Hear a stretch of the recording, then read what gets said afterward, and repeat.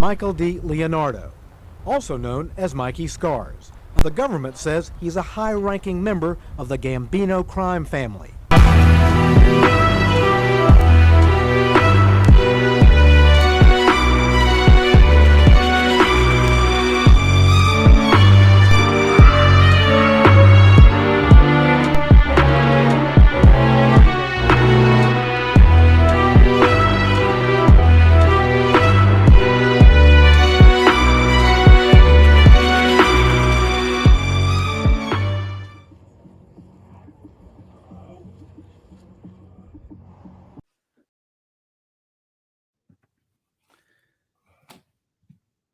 No excuses with Michael DiLeonardo. Prato mio, come stai? A little better.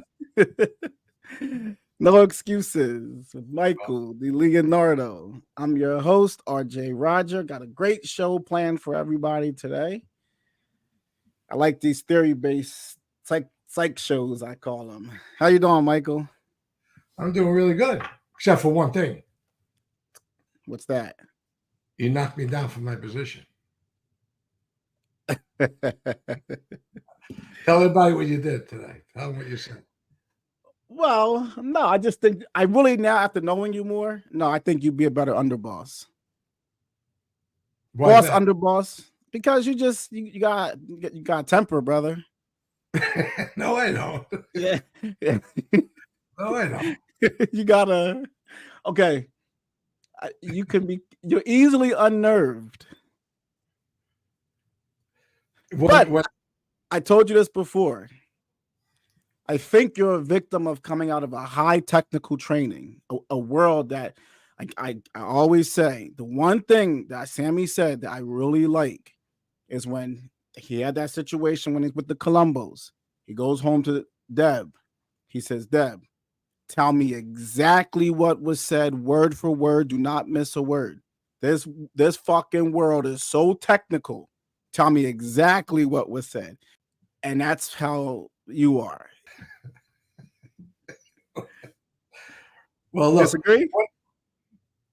No, you happen to be right. But there's something that goes along with that. Okay. When I know somebody knows right from wrong or is more intelligent, because human beings, you could go from intelligent to smart to street savvy. There's all different levels of knowing your awareness and how you deal with things, right? So when you deal with intelligent people, at least when I do, they have less room for error. Michael, I want to switch gears and talk to you about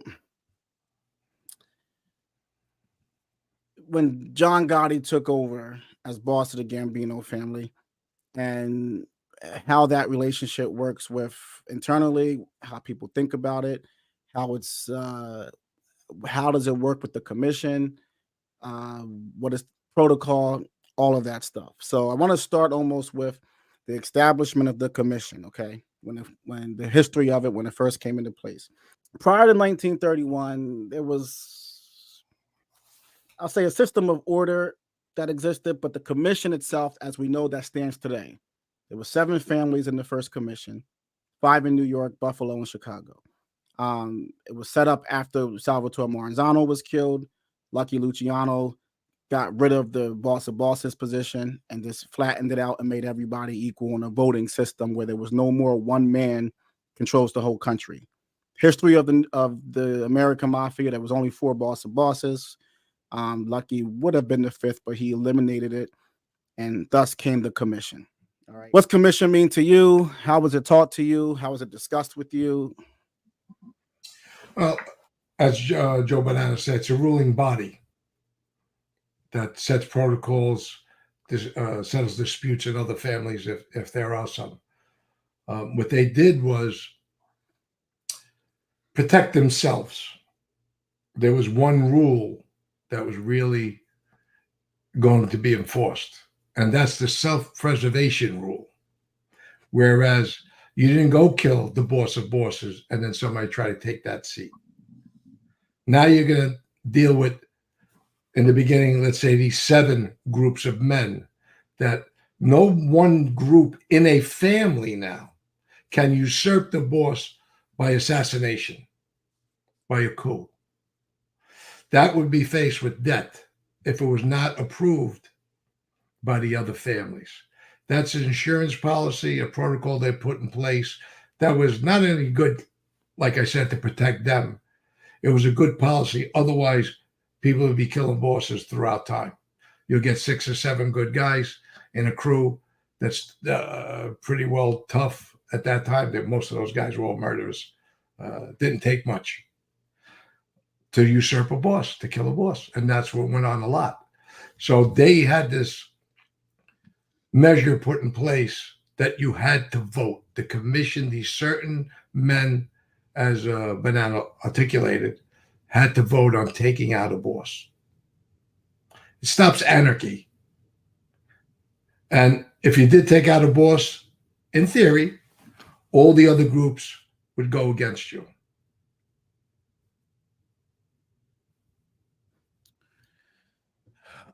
Now, when the commission was really reaching probably its height of power, I'd say it was right around that time when Paul's taken out. When Carlo was in there and all those guys, that was I always say, I think the mob hit its like height of power, probably around the 60s, 70s, going into that time period. That's when Cosa Nostra was at its really strong point in this country. So Paul, what would you say at the time when Paul was sitting on the commission? Who would you say out of him and Chin were like think Paul had the greatest say over Chin, or vice versa? Who was like probably the most powerful boss, you would say? I think they deferred to Paul. Okay. More so. But him and Chin had a really good relationship. Don't forget Benny and Squint before that. Now you could go from the 30s and the 40s, right, into the 50s when Mangano gets killed. How many bosses, if we could think off the top of the head, were murdered? All 5 families or just your family? No, all 5 families. Oh my God.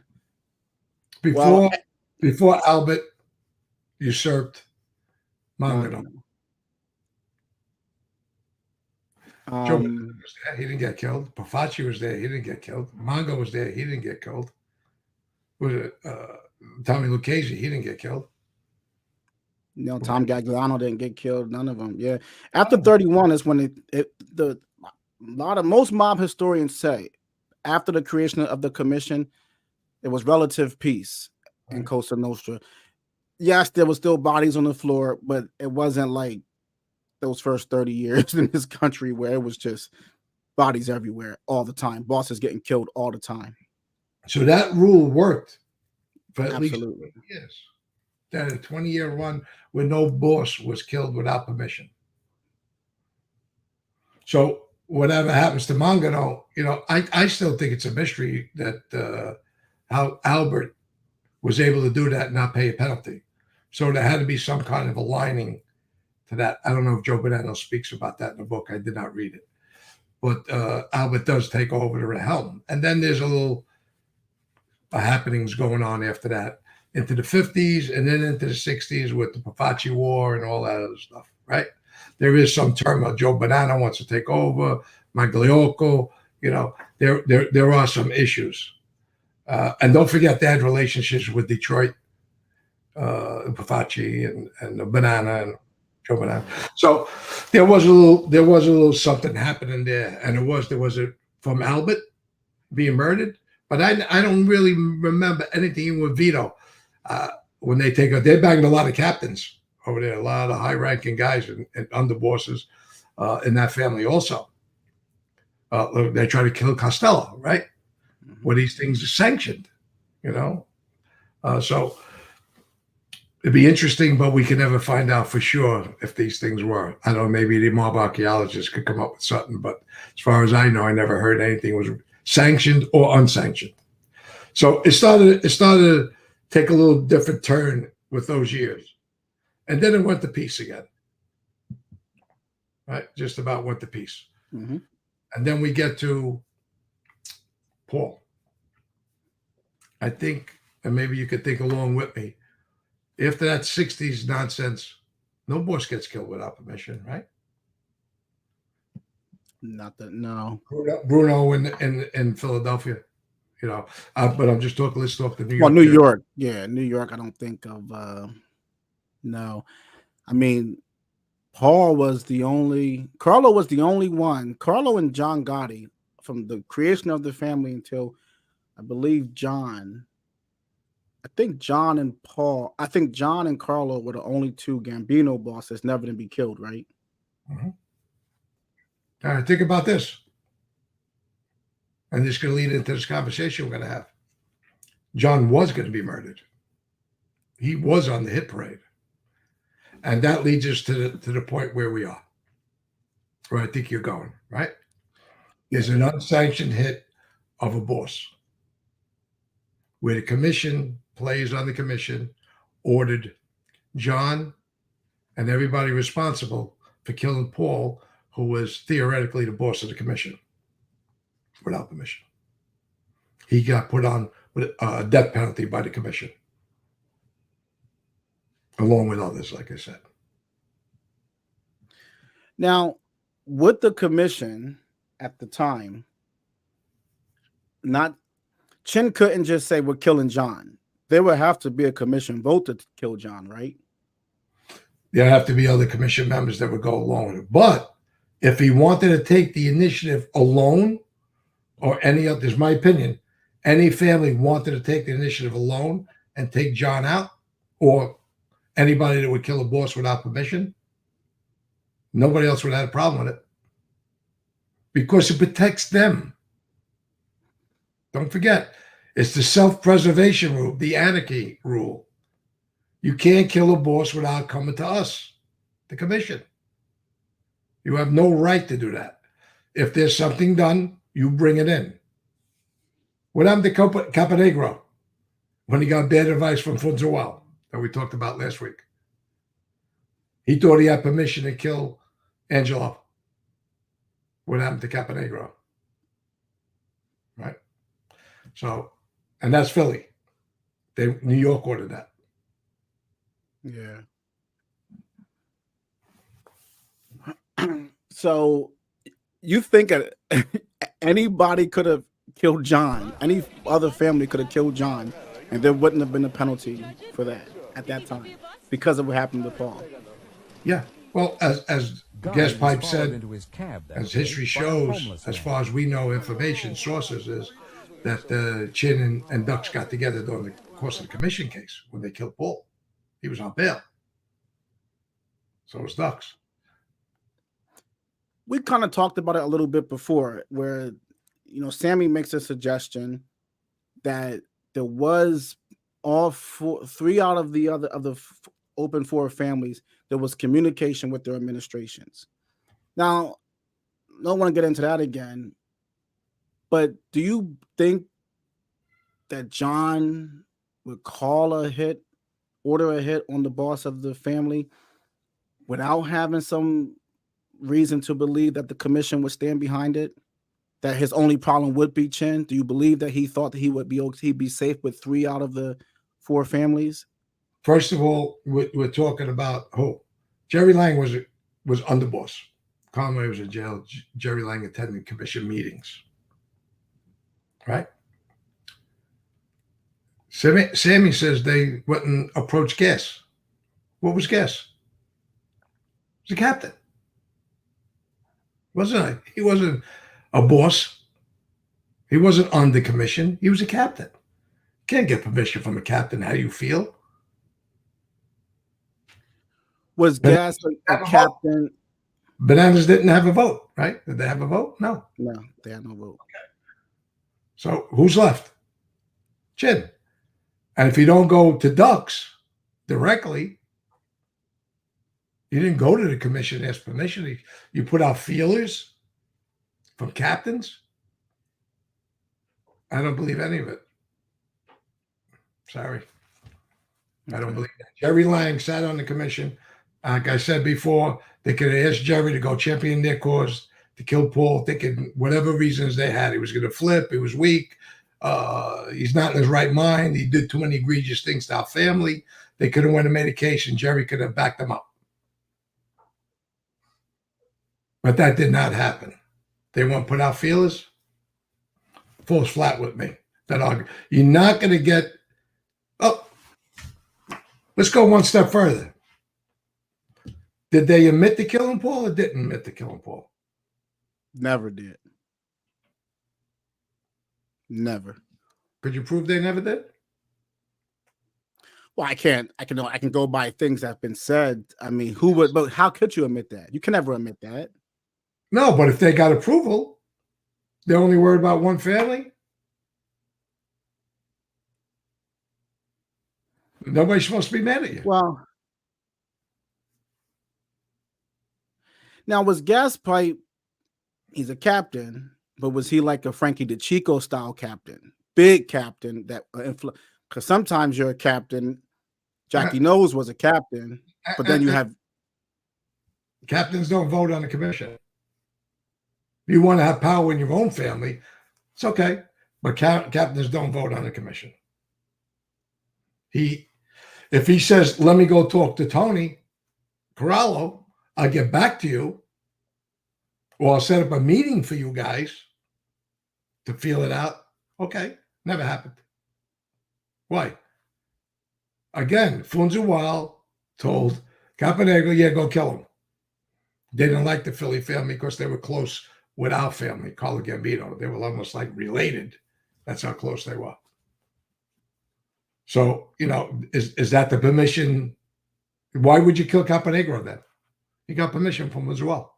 No, Funzual said, "I don't know what the hell you're talking about." What did Gas do? They started killing Gambino members on orders from his boss, Tux, and on orders from Chin. okay. Well, there's reasons to believe. Where was Jerry Lane? He was on a commission case. Why don't you talk to Ducks or say what he's doing? We gave him permission, didn't we? These guys, these are nice guys. Paul deserved to go. What are we doing? Jerry Lane never said a word.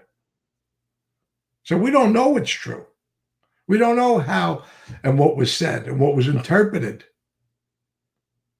We heard a lot of good sound bites. We were not there. Not me and you. The world was not there of this. There were certain people there, and all those secrets are dead with them now. The only one that could talk is Sammy. So my point is this. If it was okay to kill the commission boss, we lost 3 guys, died for it. And if Gaspipe don't flip, we lose a lot more. Now, it was supposed to be secret. Do you have any information about anybody speaking on tape about it being a secret? Mm-mm. Yeah. On tape now. Yeah. What'd John say? Maybe the cops killed this guy. We didn't do it. Oh. yeah. Right? Yeah. So what he say? You have the exact words? What was it? There's a tape out there. Whoever killed him, I don't know. Probably the cops did it. And then when Sammy is sitting under cross-examination, they asked him, "What did John mean by this?" Because Sammy didn't respond back. Like Sammy claims that John winked at him as he said, "Whoever killed Paul, who knows who killed him? Probably the cops did it." And then he said John winked at him. Okay. So even though John talked about a lot of murders, right? He talked about a lot of other crimes on tape, buried himself. There's one thing that they took an oath to, no matter what circumstance. John held his mouth there. And what was it? Killing Paul and Tommy.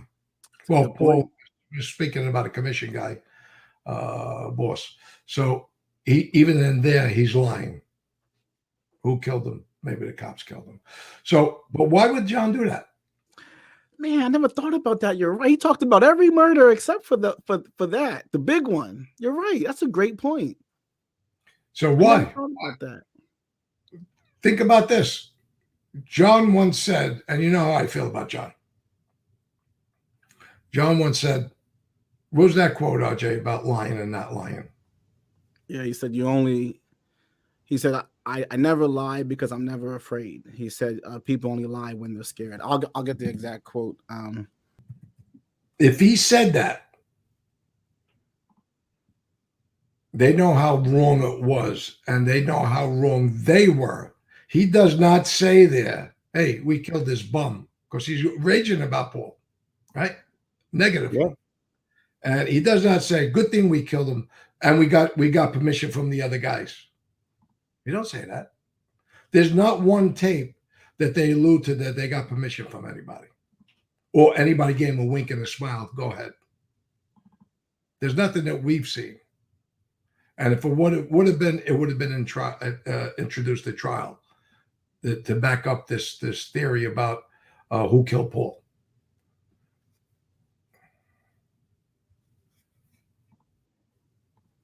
Yeah, right there. I never lie because I don't fear anyone. You only lie when you're afraid. There you go. And he lied. He had to lie. Now, was he afraid? You know, His family. What was he lied? What was it about? he broke a rule, a big rule. He killed a guy that goes back to Sicily. The Castellano name goes back 100 years. Well, more important, if everything put together in a big pot, one thing stands out of the pot, floats to the top. He was on the commission. John lied because he could never admit to that, even though he admitted to murders on tapes. He could never admit to the plotters. He didn't. And he raged. Even when he was being playful, he never talked about what a good job they did taking out the boss. He never talked about inculpating other families. That was everybody mad. We lost guys. Forget, we lost Frank DeChico with a bomb. Then right after that, Eddie Leno gets killed. And then when he's locked up, Borriello gets murdered. So this was no joke. There was unforgiving that anybody that had anything to do with that hit was going to die. Bobby Borriello was super close with the Gottis. And it was reported in a newspaper article that Bobby was on the hit, where he was not. Bobby was not a backup guy, was not part of that hit team. But it was thought he was. Hence, Bobby dies. You know, Al Diaco said, I believe they sat on Sammy. They couldn't get to him. Too many guys around. John, they always figured the FBI was around. Bobby Manor was some of those guys are caught on tape plotting to kill Jeannie and John when John was in the street. So if there was something right about this, who was doing the killing? It was Gaspipe, another family. The guy supposedly got permission from to say, yeah, go ahead and kill Paul. So this all goes back to that pristine, pure rule that these guys set up. You can't kill a boss. You're going to die. And Chin, to his credit, did not disappoint Paul because he lived up to that. He could have turned his back on it. Says, I want to look how low key Chin was, right? Look how low key he was. He had Dux's family go do it. He stayed in the background. He was Bozzini all along. So he was pure Cosa Nostra in that sense because the guy was gone. And he wasn't going to let that go because he protected himself with that rule. He had to. Now, you said before, you think if they would have went to Chin would have approved the hit on Paul. Yeah, if they had the backing up from the Colombo family and the steer that they went to Gas and lobby Gas and you go to Ducks and push Ducks into saying yes also. Because they were all exposed with Paul. If they said he may flip, he was, like I said, hurting the family and all this other nonsense, they could have went and tried to make a case. See, that's the reason why I guess I always, and you can correct me if you think I'm wrong, I always looked at the commission and regards to the way you're breaking it down, that you got to go to the commission, you have to do this. I always saw that rule there a little flimsy. I'll tell you why. Because it would be hard for me.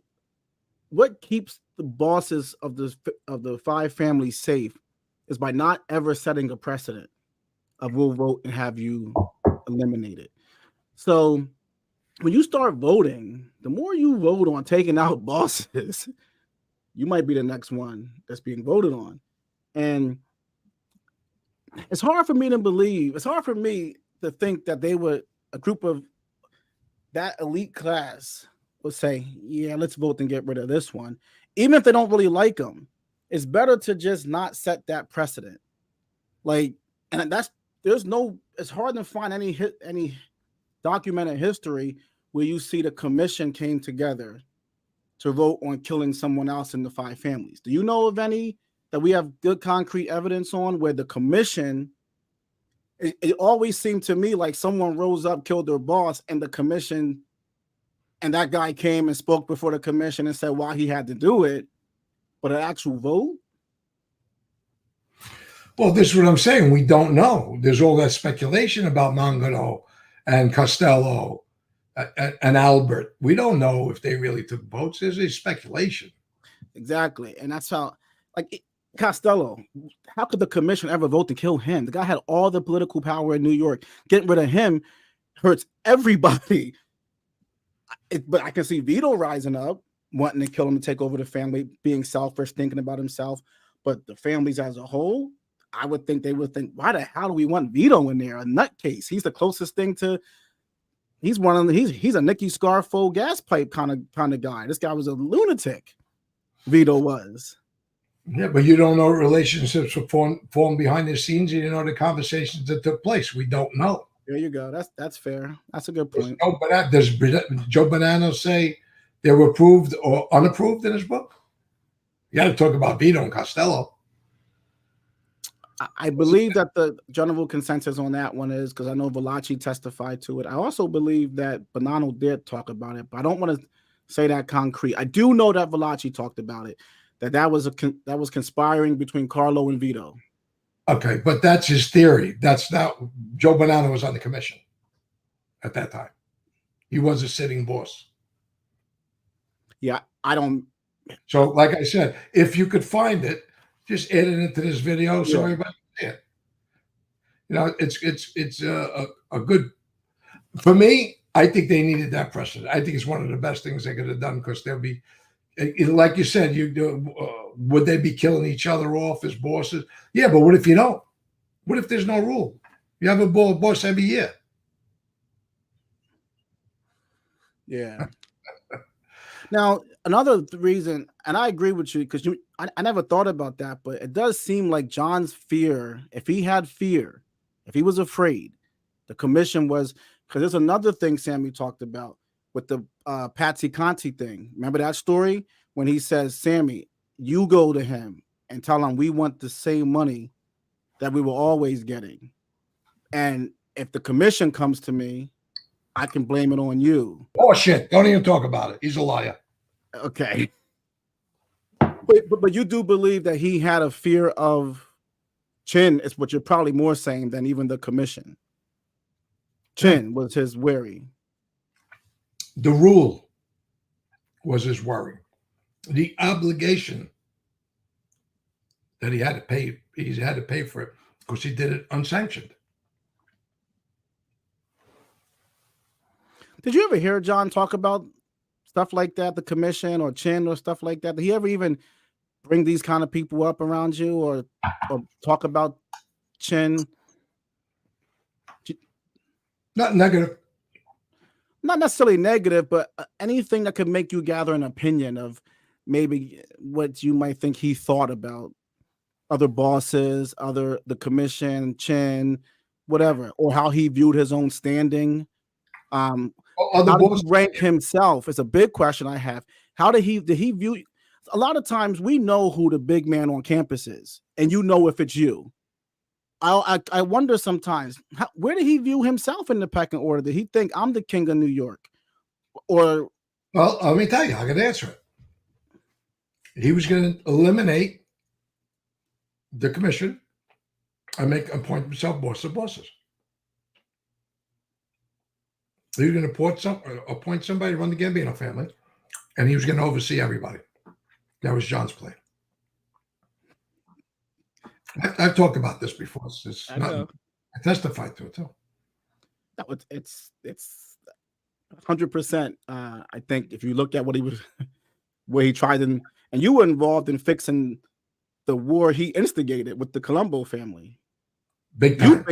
You were the guy who kind of calmed them down and brought them back into the fold with even communication with the Gambinos, right? 100%. 100%. Don't forget, John called Junior Presco a rat. And he just made it up, right? That's the way he felt at the time of when Junior was going to trial. And he defended himself and some of the things that came out about Cosa Nostra and it's a good mob and not a bad mob. So, but did John say that he could never control Junior Presco. He could never control Chin. But when he said that, was he just trying to make a statement like to the powers that be in the Colombo family? If do what y'all want to do, I'm with you. When you throw that, like you said to me before, sometimes things just get said for political reasons, just to create, like when someone said Michael's on drugs. Why it was said could be to help somebody else gain. When John said, oh, he's a rat, was it to let other people know, I don't stand with your boss. I'm not a fan of your boss. So if you guys want to do something, I'm with you. Yeah, it's called Vic and Joe Scopo. What he did there by instigating those guys and pushing them to go to war. I forget Bill was on that side too at one time, Wild Bill. So I understand how because he had the plug over Joe Messino. We know what he did with the Colombos. Where was his angle at with the Luccheses? That's the thing. We don't know. Dux was on trial, commission at that point. So the heir apparent was it Gas and Vic?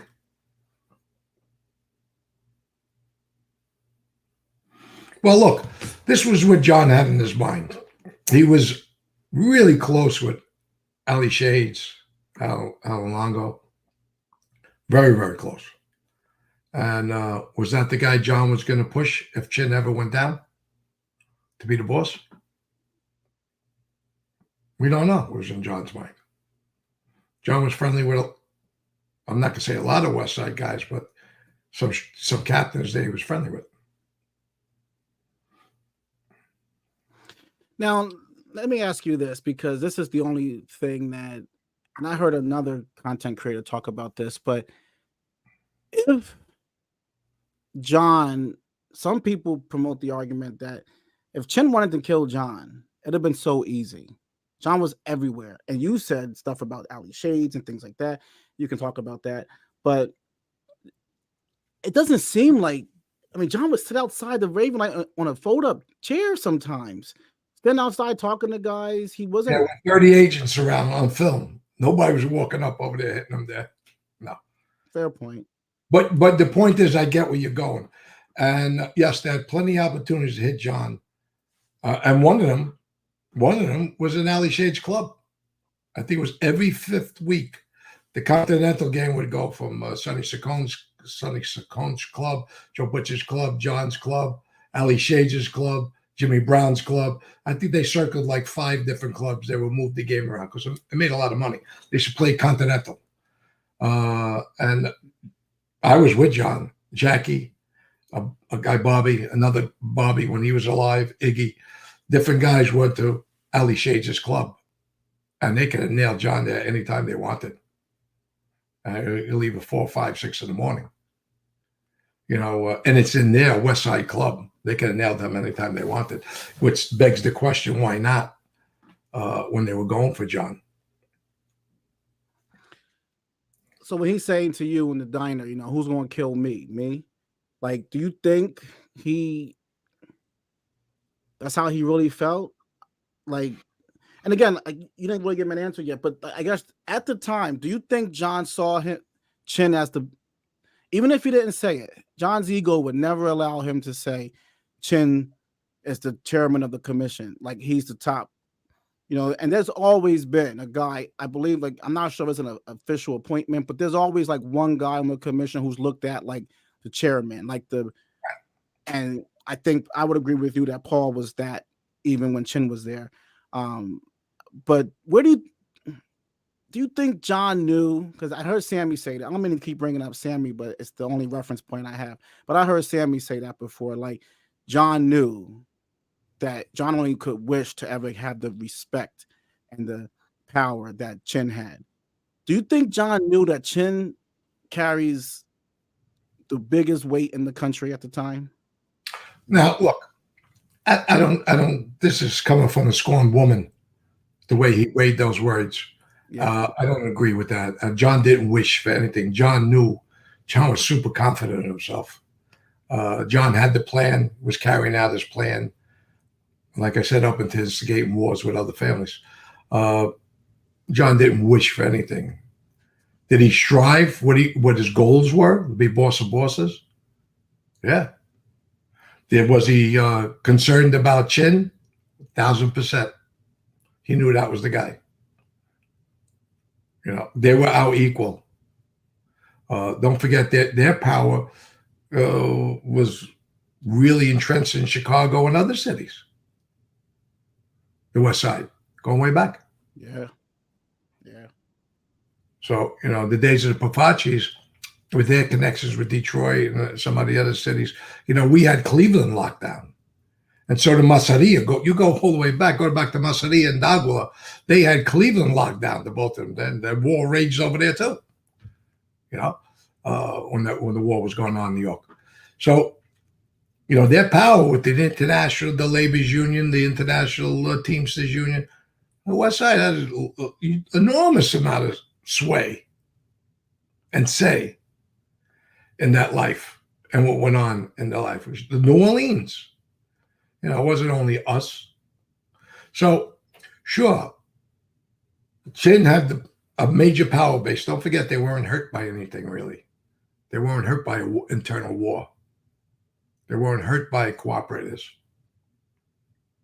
You know, the commission case was, you know, a huge hit for them. It was Fat Tony, and that's about it.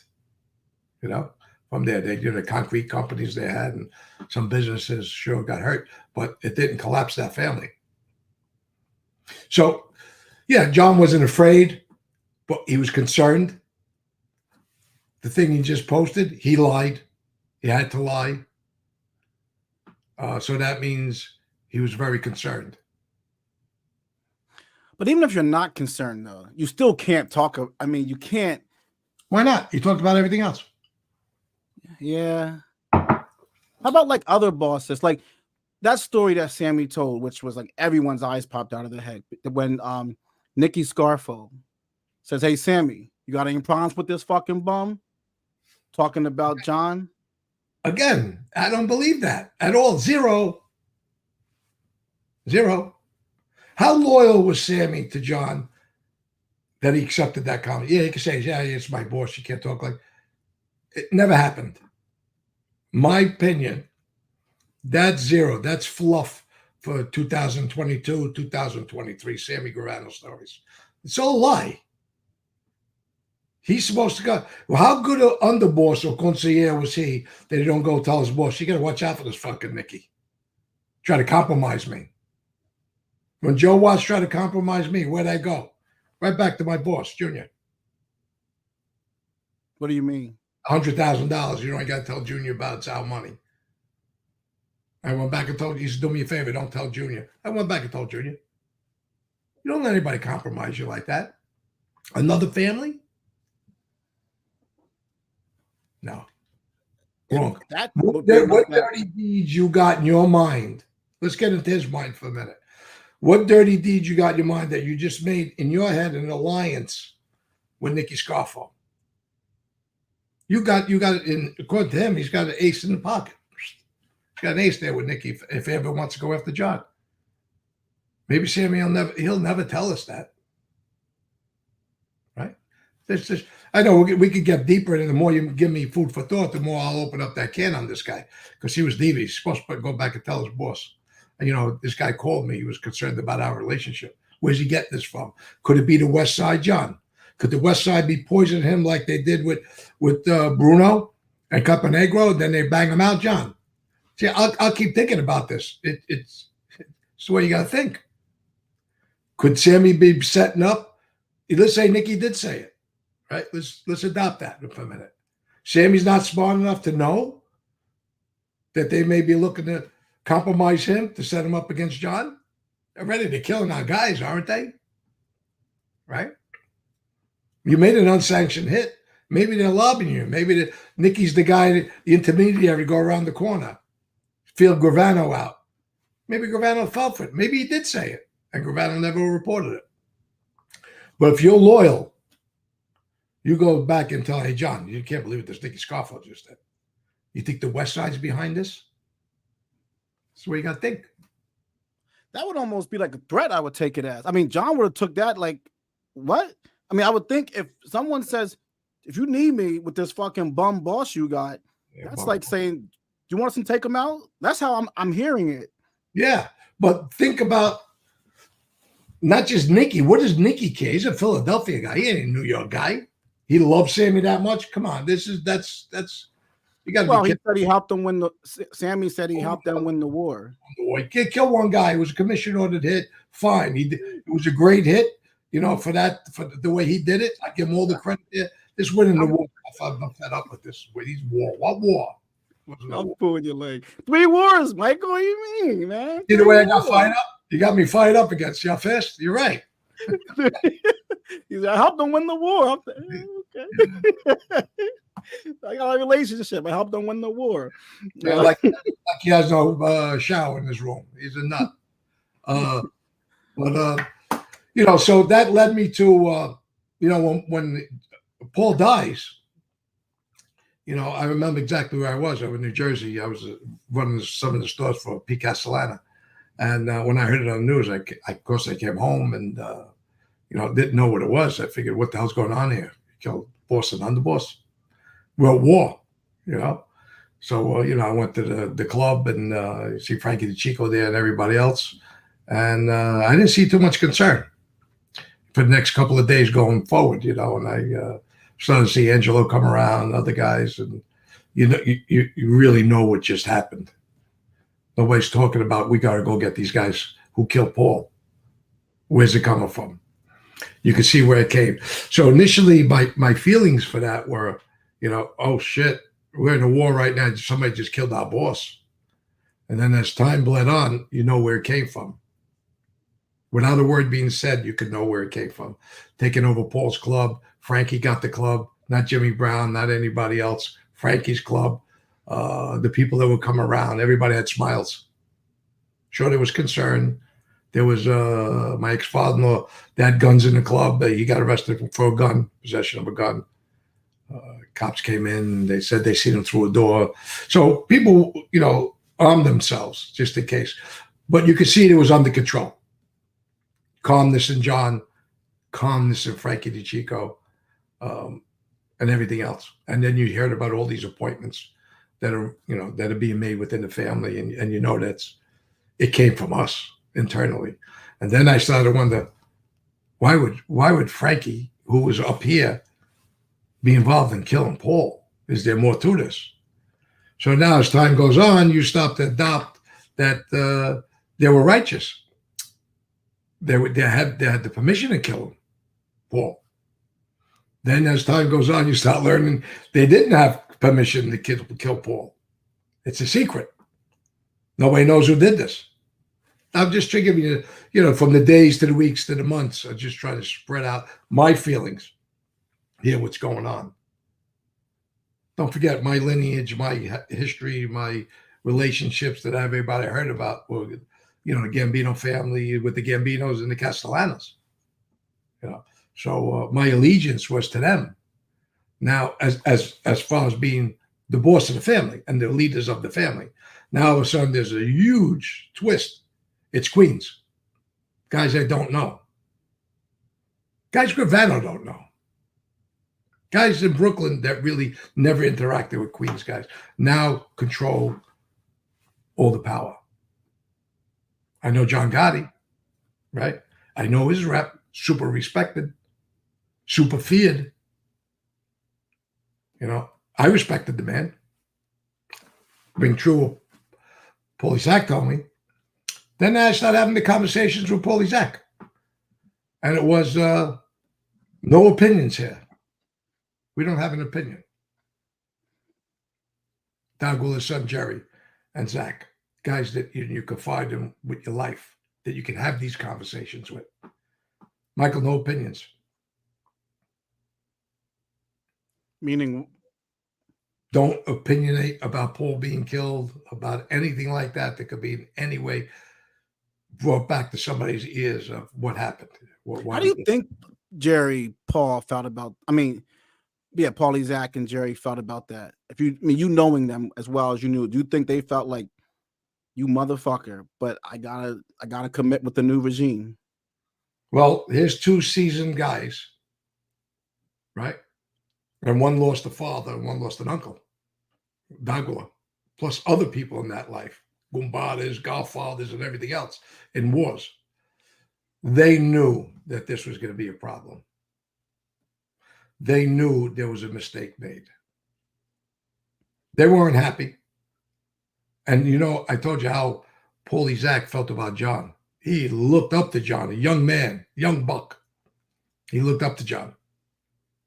But this didn't sit well with them because they knew there was going to be a bad outcome.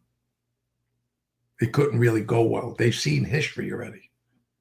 Now, how it unfolds is another thing. 4 months later, we know how it unfolded. Didn't go too long. Their victory party, Frank DiCicco, gets killed. And not only gets killed, a huge message is sent. We blow you up. We could throw the bomb in that club, kill all of you. That's the story of all the stories you told me. The one, and I like those sharp minds. Sometimes you become so, I always say a master of their field is one that can respond in seconds because you're so, like you, Michael Jordan coming up to court, he see 2 seconds on the clock. He saw everything already in those first 2 seconds. He's been doing it for so long. It's just second nature. He just knows how he can just do it. When you told me that story, bomb went off, the Chico's dead. You just walked up. The flames of smoke is still, the limbs are still on the floor. I mean, this is one of those things where it can be fight, flight, or freeze, where where your mind ain't functioning right. You can't get your thoughts in order. I always say, whenever you're in a high emotional state, you're in a low logical state. It's very hard to be super like emotional and logical at the same time. You go up to Paulie Zach. Hey, Paulie, I saw a guy down the street. He said, shut your fucking mouth. Don't talk. Don't say that. He knew instantly. He was telling you, you don't know where this could have came from. Don't you ever repeat yourself again. Don't you ever talk again. Ever say that. And this is right when it's all going on, right? Mm-hmm. That's right. That's fascinating to me. That means he knew. He's instantly processing. Where is this coming from? Who ordered it? Who called it? You talking could get you killed because you might have saw something. And now my friend Michael could end up getting killed by you, so he's thinking everything. Shut up. Don't talk. Don't ever speak. Don't ever speak about this again. No, you're right. And think about what I just stated earlier, how he thought, what's going to come out of this? And it came out that 4 months later. He seen it. He was prepared that something was going to come out. He didn't know. He knows the life. Like he told me, shut your mouth.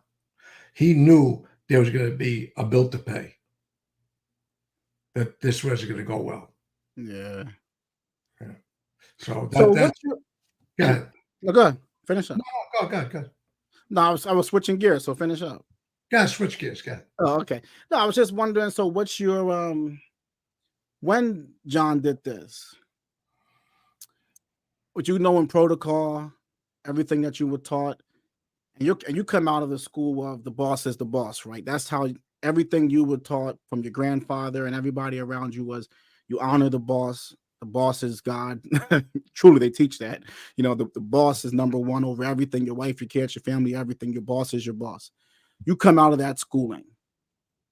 What was your feeling about protocol being broken? Do you always have that in the back of your mind, even though you love John's your friend? Like, and now you're at that tug of war between your teachings of the life and honoring your new boss.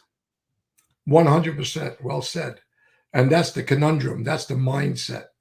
Then now you know my relationship through John pulling me in starts to grow, and I get enamored with the man. I get enamored with his style. Yeah, the suits, I like them. Yeah, the nice clothes. They had the nice cars. I'm a young guy. I like the dress. I looked up to John for it. You know, and walking with his chest out, knowing Frankie DeChico got blown up, that he could be killed. Going to, like I said, a West Side club, playing cards till 5 a.m. with 1 or 2 guys with no guns. We didn't have guns. Nobody carried guns. So, you know, more is coming. You know more could come. The tapes are out there. John can be killed. They're plotting to kill him. But you see this guy with his chest out. And you respect him, you follow him. Now, in our family, this is going to sound a little, I don't know. Coming from me, it may not sound good. We were very, very loyal to our bosses and to people. My family. My last name.